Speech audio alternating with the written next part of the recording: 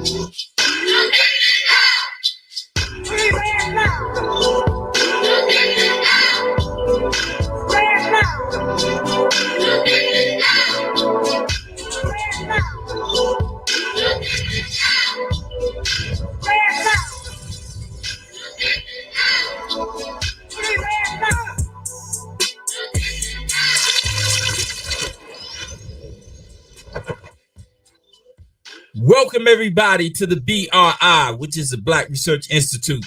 My name is Negus Denoris Wilson, and as I do always, welcome everybody to the BRI, which is the Black Research Institute, and I limit it to Sky. See, I try to merge entertainment with information, and the icing on the cake is the dope conversation. Ain't no time for the faking, the baiting, or the hating. I'm trying to hip you all to the moves they be making. They all struggle, but still find a way to make a way. Fight back, count, stack, stay black all day. So I seek to supply you all with inspiration to remedy our present situation by showing you examples of Black loyalty, and you never have to question the Black royalty. We're moving forward with the strength that's supremely kinetic. We're confident, we're Black, we're unapologetic. Instilling self-love is what really we hope. No doubt about it, Black people, we dope. No doubt about it, we dope, and tonight is no exception. Tonight, I get to interview a young man that I watched grow up into the man that he is today. And I'll be the first to say that I'm not surprised, right? Like it's not like a, wow moment. Like his trajectory was already set in stone when he was younger. So that's just the type of brother he is. So we're gonna run a secondary interview, man, and I'm anxious for y'all to meet my little brother and for y'all to get a glimpse of the mind that he is. So we're gonna run this secondary interview, and we're gonna come back and we're gonna introduce tonight's guest. All right, peace. What's good, everybody? It's your girl Masterpiece, and you can follow me on Facebook. No, that sounded weird. What's good, everybody? I am Masterpiece, and you can follow me on Facebook or Instagram, Masterpiece Poet. But right now, you're tuned in to the BRI, Black Research Institute, with niggas. Niggas? How you want to say niggas? Is it niggas? Niggas? What's good, everybody? It's your girl Masterpiece, and you can follow me on Facebook or Instagram. That's Masterpiece Poet. But right now, you are tuned in to the BRI, Black Research Institute, with Negus Denoris Wilson. Tune in. What up? What up? This Chef Jaron Weber from the What It Do food truck. You on live on the BRI right now with the niggas, Denoris Wilson. And when you get a chance, come on by the What It Do food truck. And I promise you, we gonna grab your taste buds and we not gonna let go. Peace.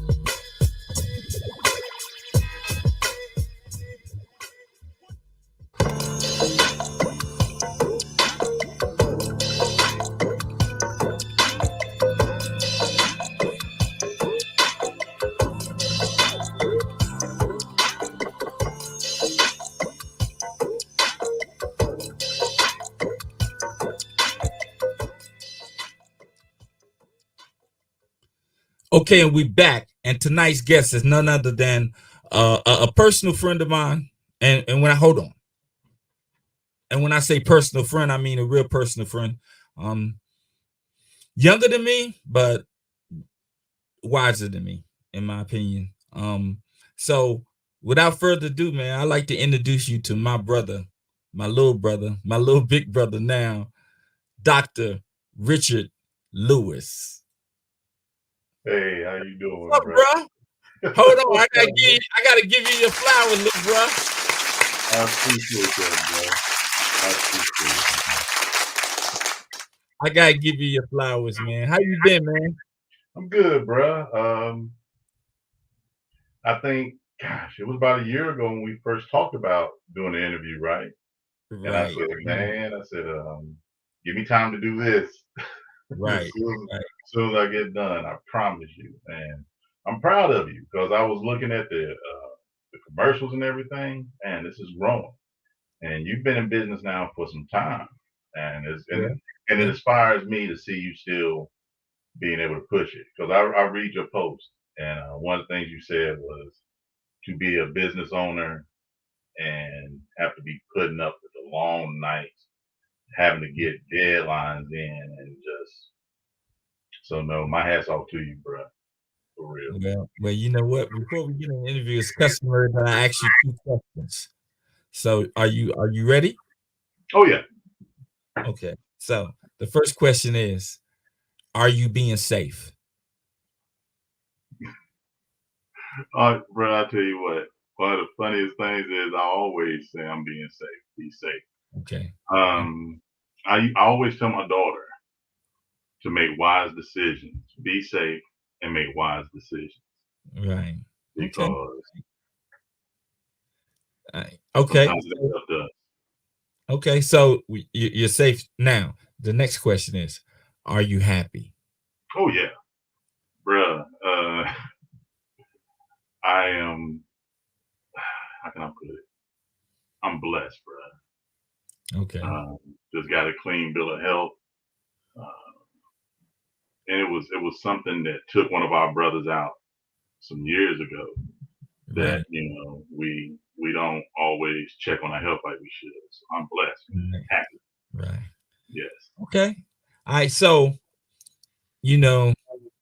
I'm kind of familiar with you. You know what I mean? So, but a lot of people who are listening aren't, right? Well, no, let's not say that because the whole EV at some point they're gonna sneak in and check what's going on. That's So good. That's good. right. So I'm Love not my gonna neighborhood. say so, Mhm. but what I'm saying is I know you, right? Like I know you. But give the people a small, not history lesson, but a synopsis of Rick. You know what I mean? Well,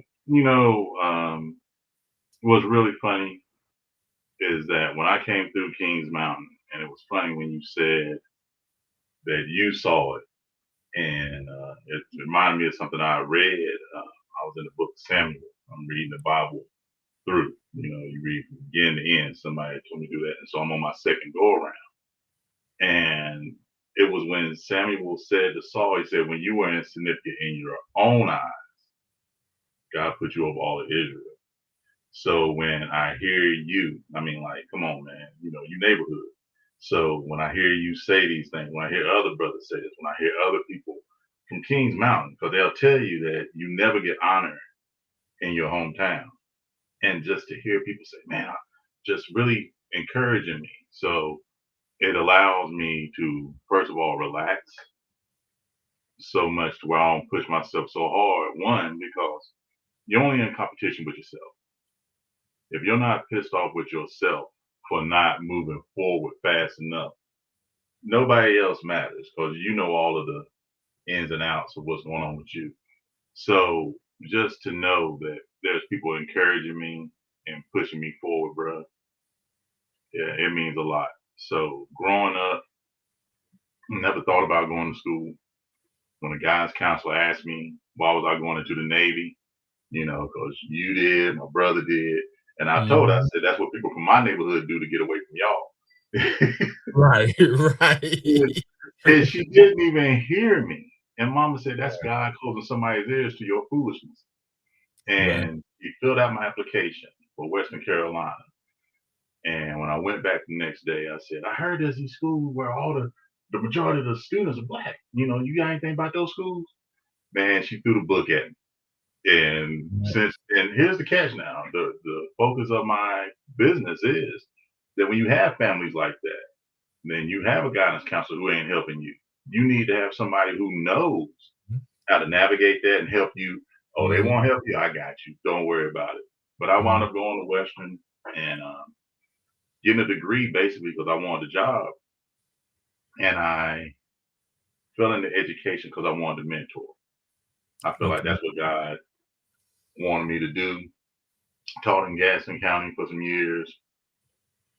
Wanted to go to law school because I've always had this social justice piece and got up here in the area I live now in central North Carolina.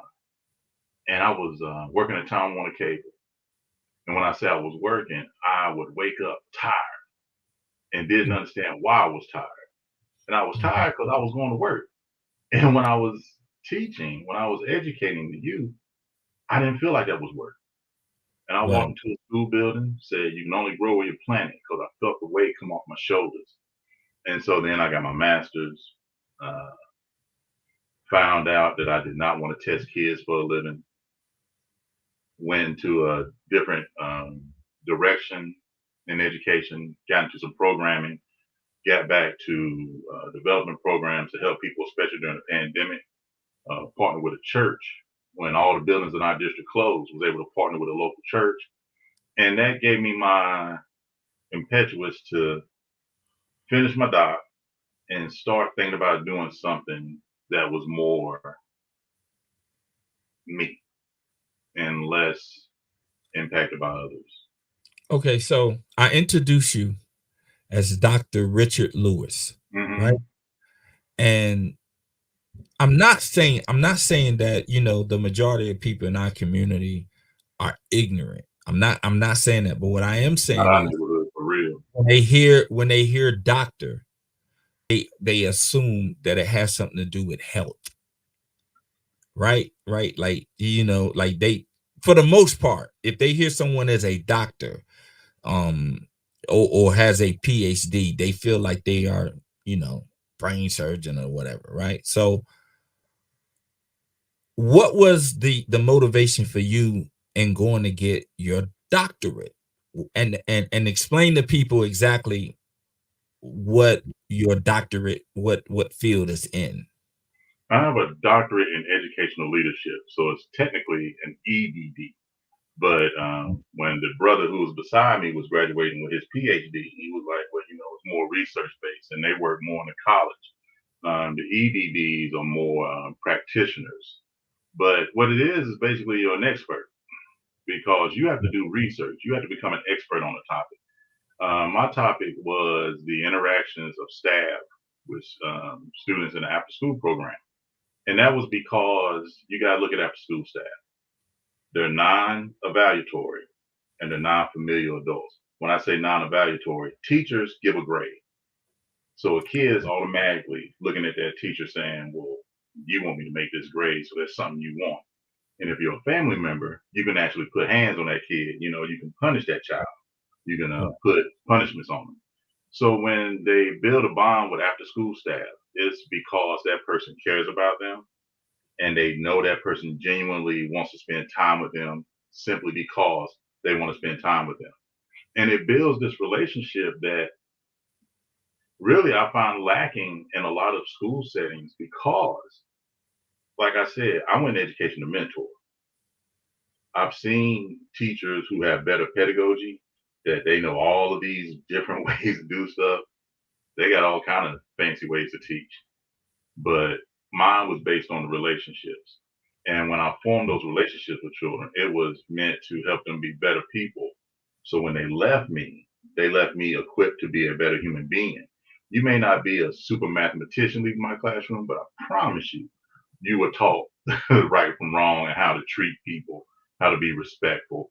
And also, I used to be honest enough with them to tell them I'm a human being. So don't think you can just treat me any kind of way and I'm just going to be cool with it. There's going to be a problem with that.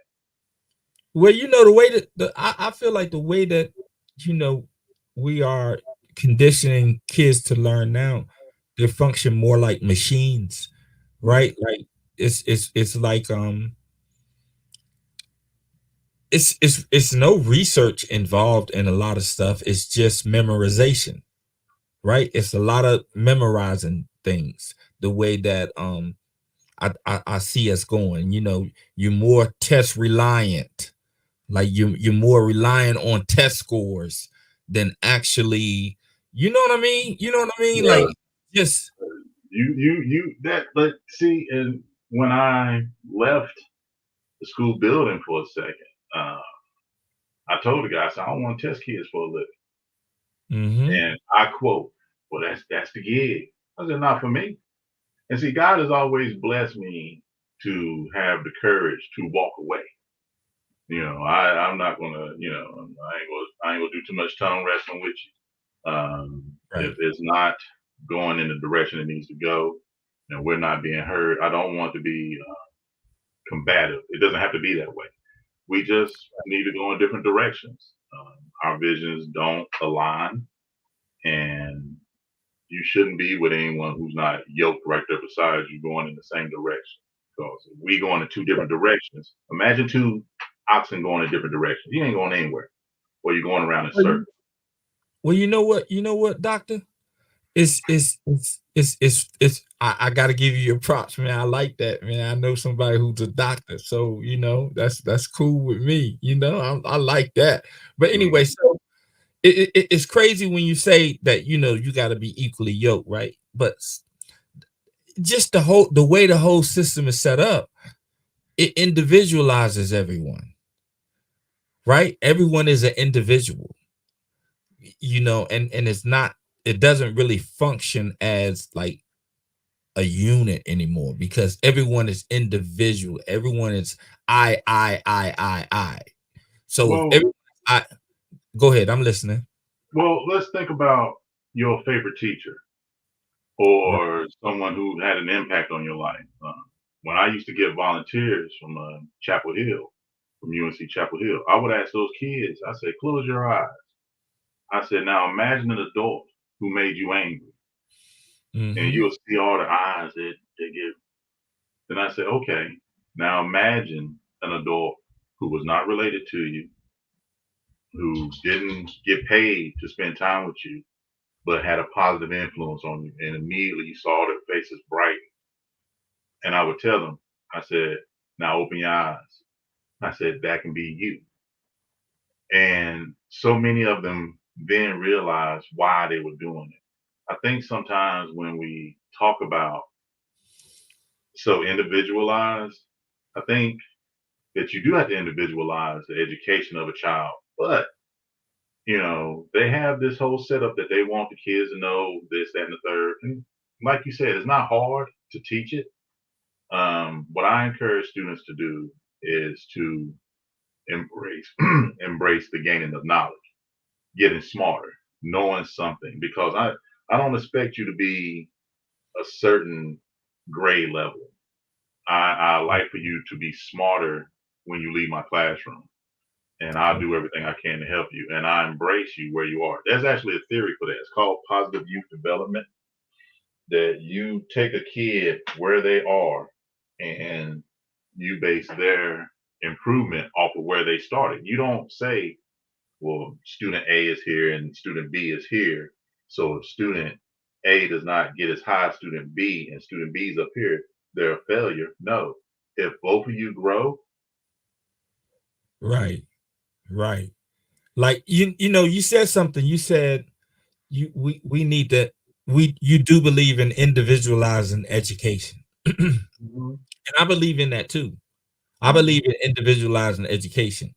When I say that we are individualizing, what we're being individualized now is in training. Like we're being trained. Indoctrinated. Right. It's a training.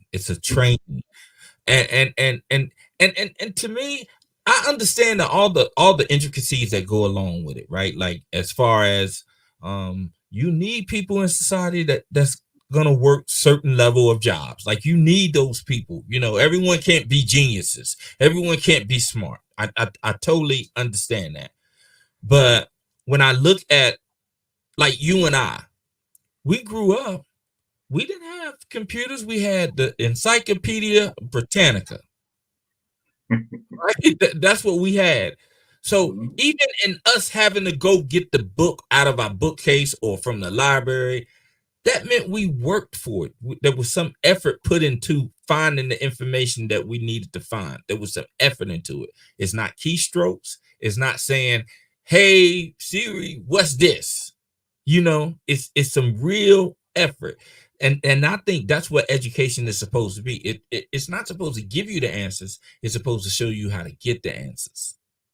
One thing you had said earlier, and I have to tell you, man, that I think that where we sometimes, and I'm saying this as human beings, not just as a group of people or race or what have you, as human beings, sometimes we underestimate the power of our interactions with each other.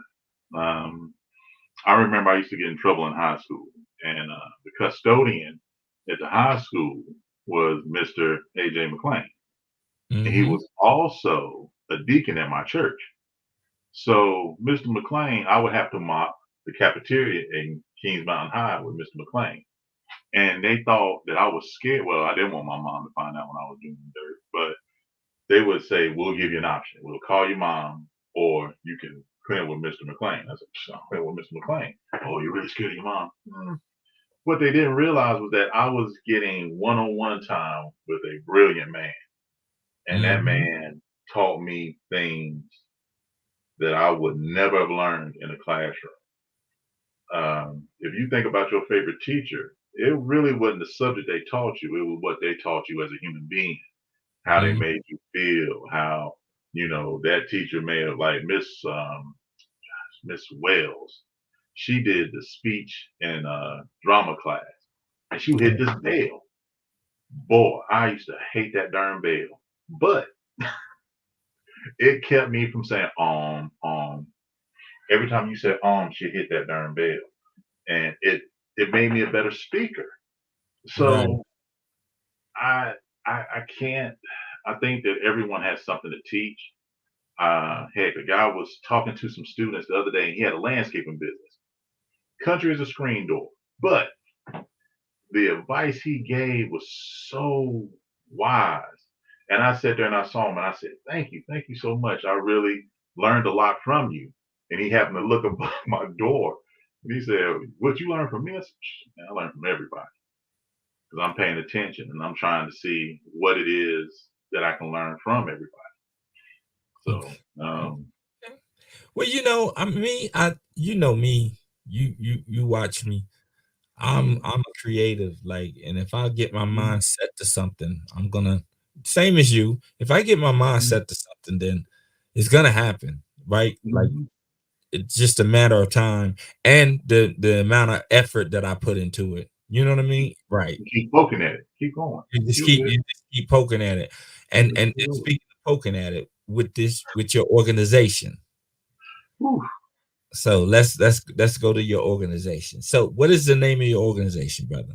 Arc of resources. Advocacy requires knowledge of resources. And what that means is basically, I've always been somebody that knows somebody that can get you whatever you was looking for.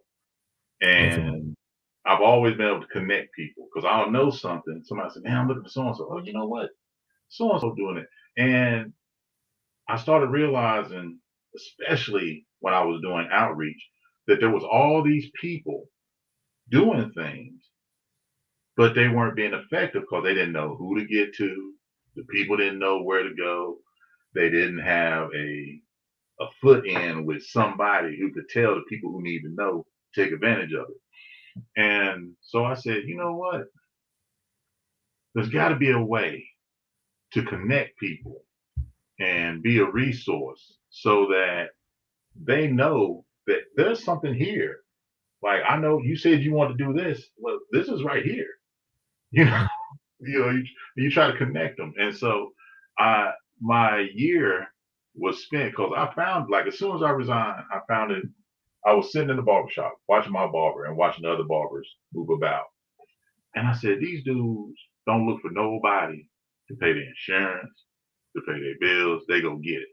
I said, this is the epitome of a business. And so my barber said, man, yeah, I can see you doing that, man. And I was like, well, let's see what happens. So I went home that Sunday and the name was given to me. God blessed me with the name Arc of Resources. And it was advocacy requires knowledge of resources. And there's so many layers into the choice of that name. Founded the LLC and said, okay, I'm going to take a year to explore what I want to do because I was still working on my doctorate. So you remember I was just, working on creating a website, working. It was all up here, but I was putting it in writing and I was putting it out as well. I just wasn't telling a lot of people. I was just like, there it is, but I ain't doing nothing with it yet. And I promised myself, I said, after the year was up, I was going to. So February made it a year. I'm using my old laptop now, but I've redone all of my office equipment, actually changing out all the desks, getting the office is actually in flux now because I'm about to go get it. Already working with some clients on getting their initiatives going. And I'll tell anybody, if you got an idea and you got something you want to do, I am willing to talk to you for free. I don't mind, it's just a little bit of time. But if there's a way that we can figure out how to get your thing financed, then you may have to do some work. You can't just think that if people throw money at you. No, there's guidelines you got to follow. But that's my job to help you navigate that. Well, the BRI started sort of in the same capacity in that doing graphic designs, man, I've ran into a lot of people doing a lot of different things, right? And one day I looked up and I was like, I've been dealing with certain people 15, 20 years almost, right? But they're in the same place, right? They're in the same place. It's no fault of theirs, because that place is a real comfortable place. They're making pretty good money in that place. You know what I mean? But they in the same place, right? So if they're in the same place, then eventually our relationship, business wise, is sort of right there at the same place too. You know what I mean? So I was like, okay, why are they at the same place? It's because whatever ability that they have taken themselves as far as they could go. Right? That's the furthest they can go by themselves. Whatever ability they have, they need someone to connect them so they can go to the next level. Because everyone has their limit. Everyone has a limit. But just because that's your limit doesn't mean it's the end of your potential. Right. It's not the end of your potential. It may be the end of your limit as far as the knowledge that you possess to get you here. But that doesn't mean you by yourself. But that doesn't mean you can't be here. So I was like, okay, so how do I do it? And you said, well, let me start getting resources together. Right? Let me start getting resources together. Because when you hit the door, I know you wanted to hit the ground like up and running and able to help somebody from the first call. Right? I totally understand that. From the first call, you want to be like boom. And I'm gonna tell you, brother, what you're doing. When you get ready and you do your commercial, I will run it every week on the BRI just because I know it's a thing that we as a community could benefit from. Right? I tell people all the time is that you can be the best barbershop, you can be the best salon, you can be the best mechanic, you can be the best whatever it is that you are. But if don't nobody know about you, it don't mean nothing. You just local. It doesn't mean and sometimes as being a minority, no, not a minority, as being a black business owner, a black person with a business, we tend to micromanage everything. Like we tend to we the CEO, we the CFO, with a graphic designer, with a marketing specialist, with a secretary, you know, we everything because we're micromanaging. And that's why you see a lot of small businesses that's one or two people. Black businesses. That's just one or two people. One or two people. Because we don't have people like you to go to and say, well, look, man, why don't you connect with these people over here? And then y'all can do something different. Or do it or collaborate, because so many times you see this a desire for someone to. I literally had someone say to me one time, there was a flyer of some sort, and they mentioned, I don't see my name on the flyer. And the person on my staff, because my program was paying for it, the person on my staff said, your name ain't on there. I said, I don't want my name on there. When I was talking to one of my clients, and he said, yeah, man, you can do. I said, I'd rather not be there. I'd rather, if you want me to write out, whatever for you to help you, but I like staying back. Um, that will allow me the freedom I need. I just ain't got time to play the politics of the game, and that's something that just doesn't interest You, you want to be the hand, the invisible hand. Yeah. In fact, you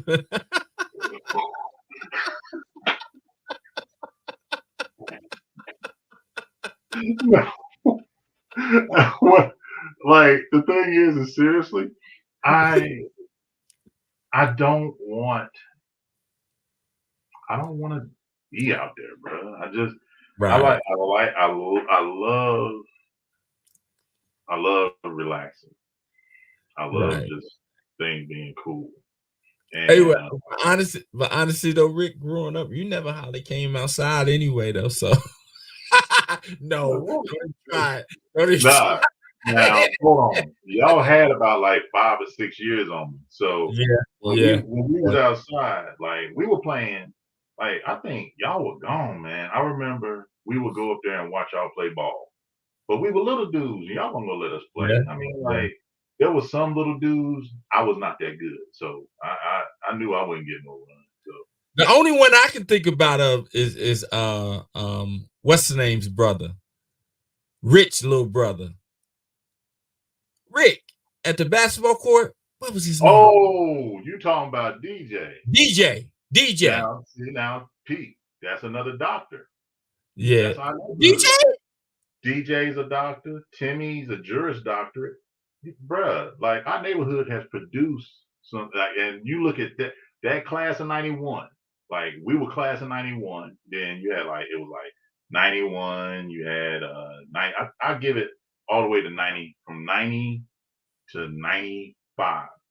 That window of Ebenezer was, man. I'm tell you what, boy, that was a championship run right there, bro, because a lot of dudes went through there and we all encouraged each other. We had the benefit of having the most positive hip hop coming out at that time. You had PE, Brand Nubian, all this stuff was coming out. So it was encouraging you to grow. So, So I want to ask you this, because you're a doctor now, so I can ask you this question. You're a doctor. So, okay, so when you're looking at TV and you see an advertisement, a commercial for a fast food restaurant, right? Would you agree that that advertisement is to get you to take some type of action, right? That's the only Like reason we have them.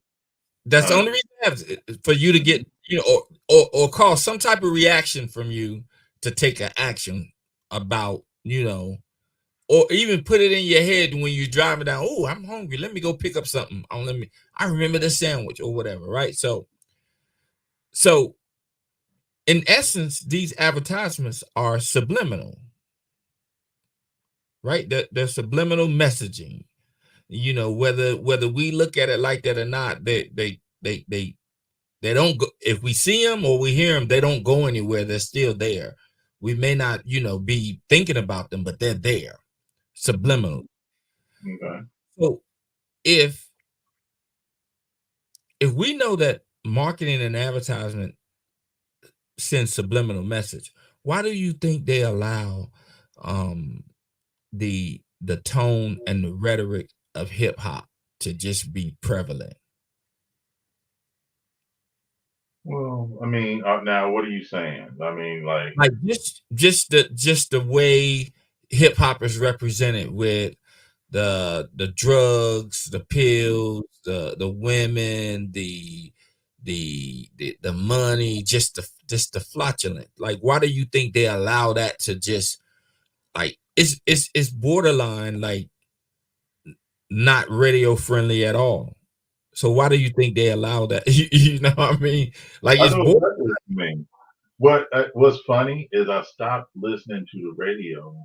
Good gracious, I can't remember. I know when I got a car, one of the first things I did was put a tape deck in there Yeah. because I didn't want to listen to the radio. Even now, I stream everything. I don't even have cable, man. I stream everything. But you are an exception, right? And there are a lot of people like you, right? There are a lot of people like you, but mass media still is king, right? Like, it's still king. So there are a lot of people that stream their music too. I know I do, but mass media is still king. And my question is, if they know that advertisement is geared to do an action, any type of media is geared to make you react or feel a certain way, it has to be, and I'm not calling it a conspiracy, but it has to be a willful act on their part to allow a whole genre of music to just be deplorable. In My wife would agree with you. You My know what I wife mean? would agree on that. Oh yeah. I think you had okay.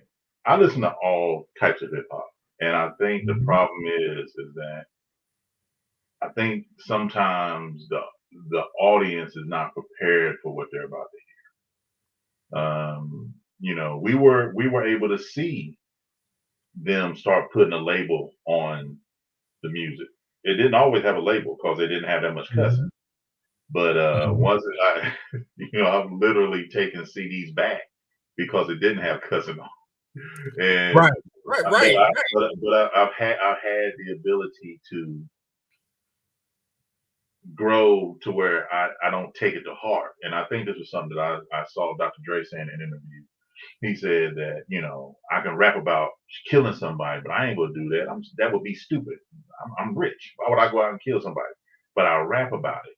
And I think we've always tried to dance around that. I know I have, because I love it. I love hip hop. Nothing has the beat. Nothing has the versatility. You can hear so much. And I was enjoying your rhyme at the beginning of the show. If you're a fan of hip hop, you listen to someone's rhyme style, their flow, you like everything about them. And I hate that it's become what you were just saying, that it's become the imagery has overpowered the artist. Because you know what, Rick? What I said was, before, when we were growing up, hip hop, the MCs used to talk about what was going on in the hood, right? Like, they talk about what's going on in the hood. Now now the MCs talk about it and make it go on in the hood. Oh, oh wow! You understand what I'm saying? With a group that I've always felt. I've always felt that the people, they say, well, those ain't real, whatever. And I'm like, dude, them the ones you need to worry about. Because if that person feels like that, I learned how to be a member of this group by what I see on TV, they more rugged than the ones who grew up in it because they trying to validate themselves. I see what you're saying, but this is tough one, to me, to me, I just look at it like this. As far as being black in America, we haven't gotten a fair shake ever, right? Like ever. So I'm not mad at that. I'm not mad at that. We haven't gotten a fair shake ever. That's just the reality of it, right? So if we haven't gotten a fair shake ever, then that means there are systems and it's proven that are in place to make sure that we don't get a fair shake ever. Right? That is my passion, to dismantle those systems, brother. That's my passion. But the way you dismantle those systems is harder than what you and I could ever imagine, because those systems are embedded into lifestyles, right? Like mindsets, how people think, so now you gotta deprogram to reprogram, right? You gotta deprogram to reprogram. And I guess that's why you went to school all those years to get your doctorate, so you would know how to operate. I'm gonna be honest with you. That's the big piece, bro. Like, I just got through talking about that piece. That you have to understand that it's the relationship you build with these children. See, that's the thing. I was at work, and there was this lady. She was fussing at this kid, and she called me over there. She was fussing at a black boy, and I came and I stood there, and I didn't say anything. And she thought I was gonna say something, but I didn't say anything. I just stood there, and when they realized that you might as well be quiet, I escorted him where he needed to go, didn't say nothing, and went on about my business. I saw him a couple of days later, and I told him, I said, do you realize why I didn't say anything to you? He said, no. I said, one, I didn't know you. Then I introduced myself to him. I said, two, I stood there to make sure that you did not get railroaded or mistreated in that interaction. I was there to protect you. And I said, but three, and I said, this is most important. I said, I'm always going to be the most respectful person to you first. Now, I'd like for you to reciprocate. If you can't do that, then we'll go, because I'm not going to allow you just to disrespect me. But I think if I come at you with respect first, that you're more likely to respond that way. And that's how we do it, bro. We have to, one by one, bit by bit, child by child, form that relationship. Even if I don't know you, if my interaction with you is that brief, when you interact with me, I pray that when you walk away, you'll be like, wow, he didn't make me feel less than, because that's not my place. And vice versa too. When you walk away from me, I want to feel, wow, he didn't make me feel less than. You know what I mean? That's what I'm saying. And that's where I think sometimes we forget. We forget that we're dealing with small children, man. We're dealing with the people who, whenever we get too old to function, they're going to be the ones doing the operating. They're going to be the ones doing the teaching. They're going to be the ones building the homes. They're going to be the ones that's our caregivers. And I feel strongly that we have a responsibility as the current adults to make sure we do everything we can to make the best children possible. And if we can't have a hand on it, support the community in doing that. The families, whoever. You know what, Doctor?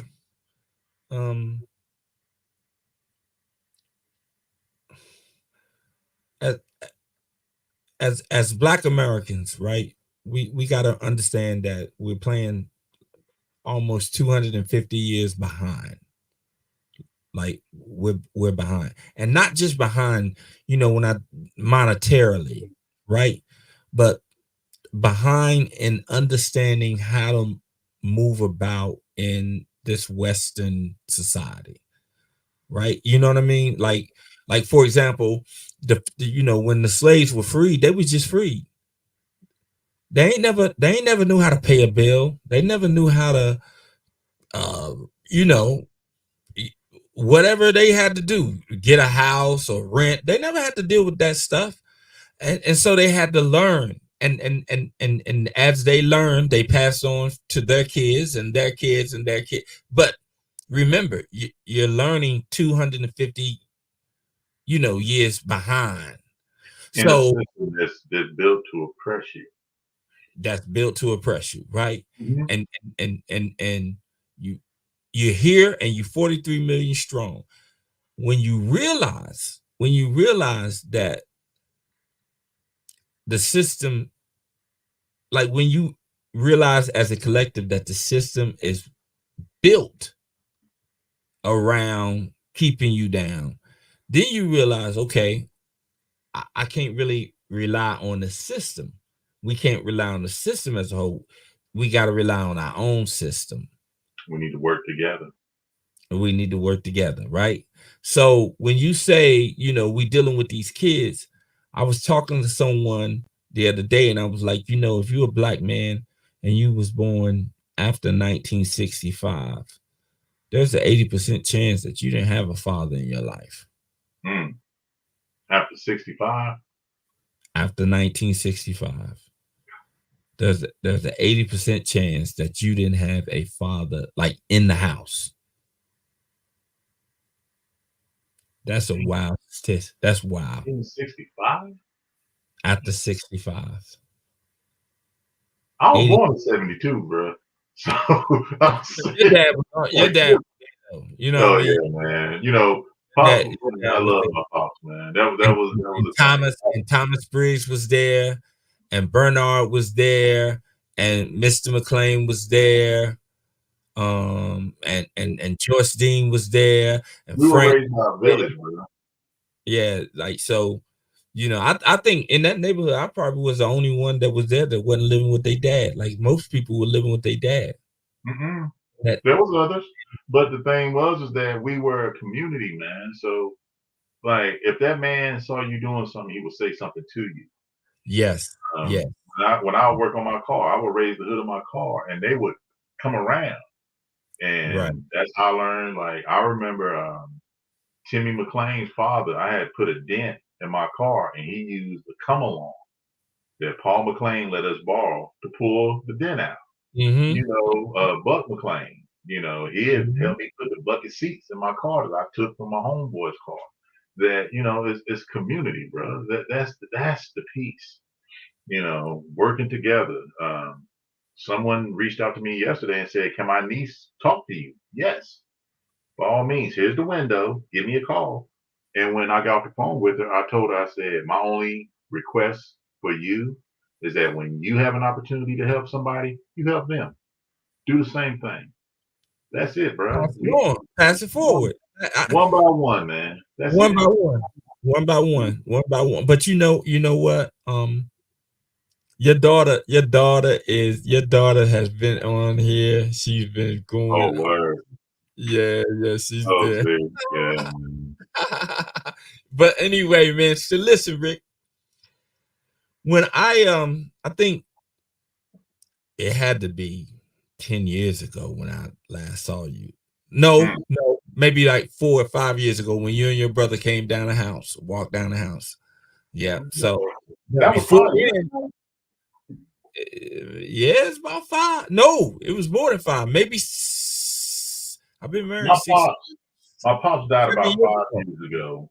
So it's been about 7 years ago because your dad was still up there. So been about 7. But before then, it was almost another 7 when we got together over at Snaps in Gastonia at that little restaurant. Remember he had something at the restaurant?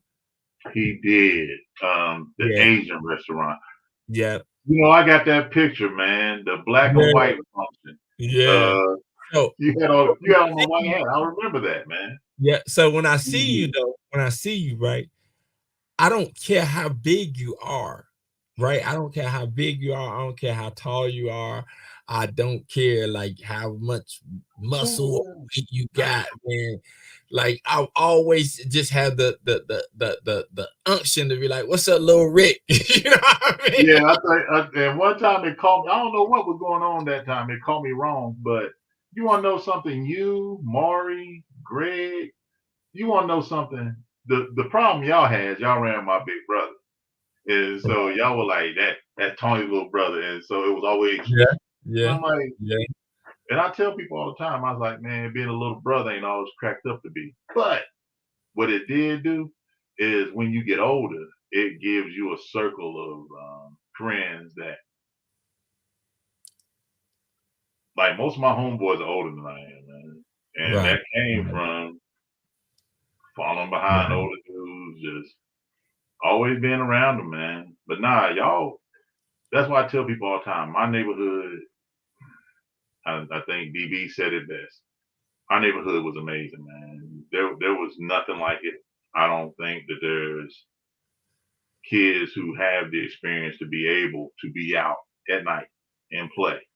And your mama can yell from the house and you will hear her. You And, will and, go and, home. and you know what the beauty of that was? You wasn't being patrolled either. There was Mm-mm. no, you wasn't There was being no police. no, I never saw no, police in our no, community. no, And we had no, no crime, no problems. none of that. I No. never saw police in our community. And that's We not had saying our own one. We that, had our that own wonder years out there. We had our own wonder years out there for real. That was like yeah, we did, man. we had our Wow. own. They You didn't have patrol. to. You didn't have to go in the house to eat nothing. There's fruit everywhere, Oh boy. everywhere. Off What? people's trees, plum trees, Mhm. pear trees, apple trees. It's crazy, man. Yeah, but you know what, man? I could talk to you forever. You know what I mean? But you know, the show only allots me an hour. So before I go, I gotta ask you two questions again. All right. So the first question is, what are you doing to push the culture forward? Man, educating the youth and trying my best to always uplift every person I interact with, especially if it's a young brother and they are just wanting to talk through it. Because a lot of times we don't talk. We don't talk to each other. We don't hug each other. We don't tell each other we love each other. And I promise you, you can ask any of my homeboys. I done told my love. I done told you I love you. You know, I'm not. I am, man. I done lost friends, and not to no violence. I don't watch friends die because of health. Mm-hmm. And when you see your friend waste away, and he looked like his father looked before his father died,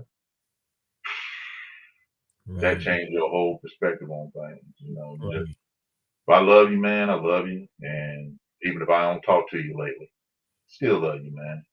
You Still love. know, You. That's right. still love you, man. I ain't got no problem with nobody, bro. Right. Me, I'm the same way, Ricky. Yeah. Hey, so the next question is, I need for you to name me three famous, important black people, but they can't be athletes or entertainers. Hmm. Important. Hmm. Well, that said a whole lot of people are important. Um, I will say I'm going to name Norris Wilson, who's an Oh important man, black come man. See, on, come on, man. You didn't no stipulations, and he runs this program, and I'm proud of him to see him push this. Also, another brother from the community, Maury Williams, who just retired from the military, stand up guy, juice, always been a stand up.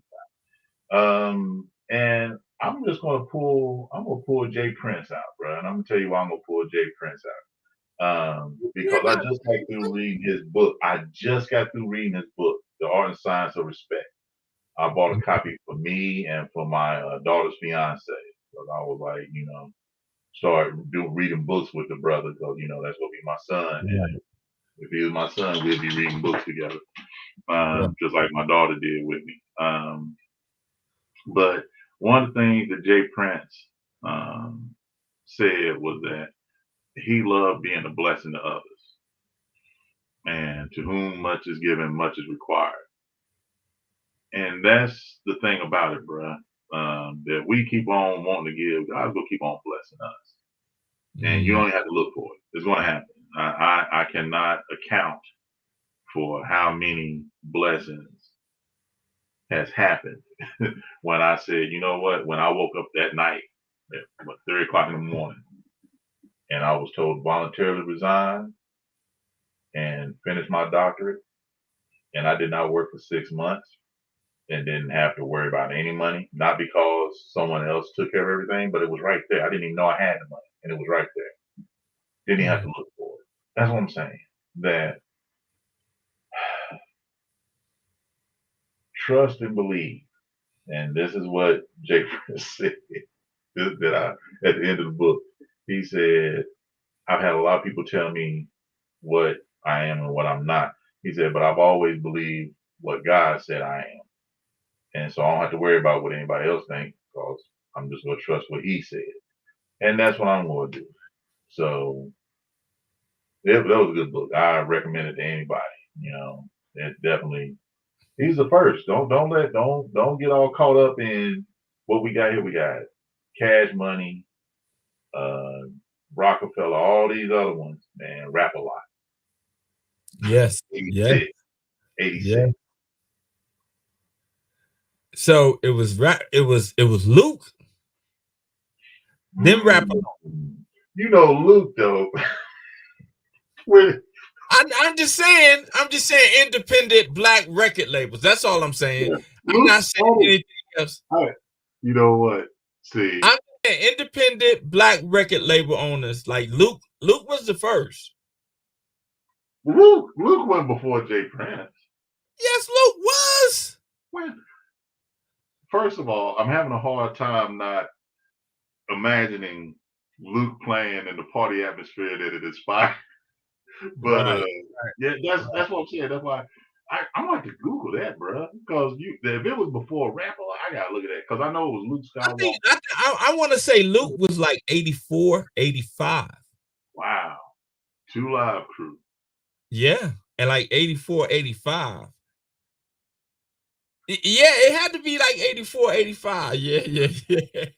I just hate you guys be thinking about Luke right now. Yeah. So, but Jay Prince, yeah, but then Jay Prince next, and then who was next? Puffy. I would say either Master P. Yeah, Master P. I would say Master P. No Limit. Before Puffy. Yeah. No, it can't be. No. Let me think. I remember when About It, the soundtrack came out because I went to DC with my homeboy Book, and I never really heard about it. And P had been out a few years before then. I was out of college, so that was about 96. Kobe Jordan. Nah, so Puffy was before him. Yeah, Puffy before Master P. Before Master P. Because remember Master P, they made remember Biggie made the 10 Crack Commandments, and then Master P came and did it afterwards. So yeah, it was Puffy, Master P, then Cash Money. I know that Cash Money was a result of P doing his thing in New Orleans. Because I'm thinking Bad Boy, because you got to think Puffy was at Uptown for a little bit, and then he came out with Big, and let me see, Ready to Die. Because see, I can track stuff by the years of my life, because I remember Outkast when Outkast came out. Okay, don't start at Ready to Die then.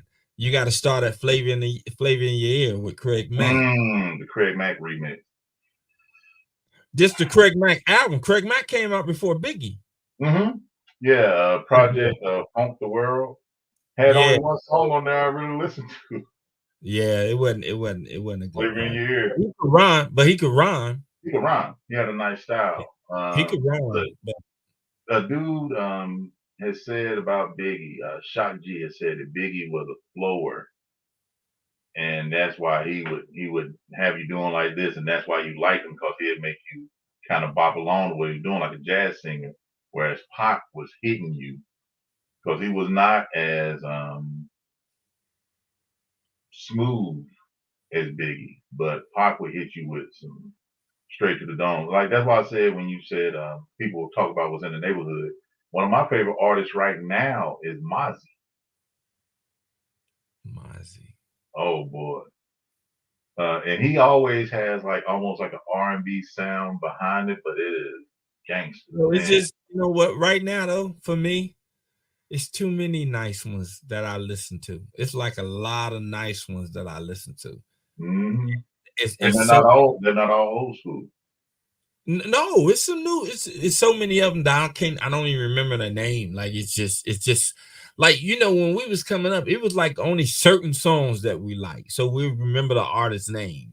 We remember the lyrics. We remember the lyrics to the song because there's only certain songs that we like. But now, if people actually took the time to listen and put their Pandora on and just let it shuffle, they will find some stuff. There's some stuff out there, boy. They will find some stuff. Like, I'm still discovering people. Yeah. That's why when somebody give me a new artist and I'm like, dude, I'm buried in what I got right now, It's too much. My brother still send me stuff and I'll send him something, but boy, I can tell you, I just love hip hop and I love the direction it's going in. I agree with you, it needs to be cleaned up, but don't take it away. I don't think it needs to be cleaned up. I don't think the problem is that hip hop needs to be cleaned up. No. What I'm saying is what you allow to be mass heard. That process needs to be cleaned up. Right? Because like for me, it's like, okay, it's like HBO, right? Remember growing up, we wasn't allowed to watch no HBO. After dark, nah. No, we didn't have cable. Nah, we ain't getting that. So in a sense, our parents had it, but they censored it from us. It was censored from us. It's easy to get right? now. Bro. Right. And the same way with music. I had to sneak and listen to Red Fox or Eddie Murphy or or Dolomite. I couldn't just put that on the radio and play that. Like I couldn't do that. And so because I was being censored. Right. I'm not telling the rapper to stop writing about what they write, what you want to write. I mean, freedom of speech and expression, that's your right. Write it. Well, I am saying for the people who put it out to mass people, curtail it. Like, you know what I mean? Put some standard on it because it's influencing people. Right? Like, it's influencing people. There's science that tells you that it's. I remember maybe in early 92, this young white kid was out in California. I don't know if he was white or black, but this young kid was in California and the police was chasing him. And they stopped him and he shot the police. And when they caught him and arrested him, they asked him why he did it. And he said because he was listening to a Tupac record. Now you say now when people hear that, they scrunch up, they say no. But think about when you're not feeling good and that song come on and you your whole feeling change. Your whole way, you upbeat, it changes your whole outlook, at least for as long as that song is on, right? Or you go to a club, why you never hear tear the club up? It ain't because of what they're saying, it's because of the way the music makes you feel. You know what I mean? Like it makes you feel. That's fight music. Fight exactly. Right. That's so And this is a science. Doc, this is a science. They know what frequencies cause what, right? You know what I mean? Like they know these things, but they're allowing these things to be mastered. So that's all I'm saying. I'm not telling no one to stop doing what they're doing if they feel they're being creative. I'm not telling anyone of that. What I am saying is just like driver's license. You can't drive no car until you get 16. Right? You can't drive no car until you get 16. And they need to do something like that with the mass production, because everything is so accessible to these kids now. Like everything is accessible. And they know more than we knew at the ages of the teens. They know more than we knew back then, but they ain't as wise as we are, because all they have is information. They just got a lot of information, just berries of just mounds and mounds of just nothing but information. No practical working knowledge of that information, just a whole lot of information. That's it. And make that they make judgments on their life based on the information, not based on proving whether the information is right or wrong, but just based on the information. And when I see that, I try to tell people, I'm like, look, you ever heard the old saying, think twice? Think twice. Because for the most part, if you're about to do something stupid, if you think again, you ain't gonna do it. You know what I mean? If you're about to do something stupid, if you really thought again one more time, you ain't gonna do it. And when it comes to organizations like yourself, somebody needs to say, okay, like I know I'm gonna contact you, right? Like I know we're gonna do work. We already done. Yeah, we've already talked about that one. Right. I know we're gonna do work, but somebody needs to say, okay, this is where I am right now. I think I know what I'm doing, but let me go get proof. Let me call this brother and see what he can do. And all it is a conversation. That's all it is. That's all it is. Man. That's it. Sadate. Sadate. Hey, Dr. Richard Lewis, it's been an honor and a pleasure, brother. It's been an honor and a pleasure. Tell T. I love him, man, and tell him I said what's up when you talk to him. Tell your daughter she next. You know what I mean? Like she up next. Mom Dukes, tell everybody I said hello. I love you, brother. Love you too, bro. Thank you. Salute. Thank you, bro.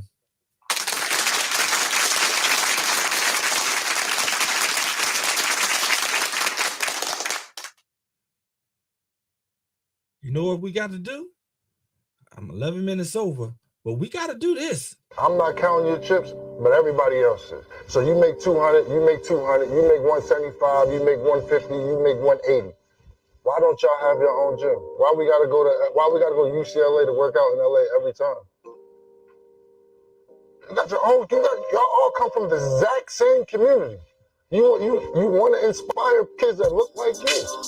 All it takes is 5 of them.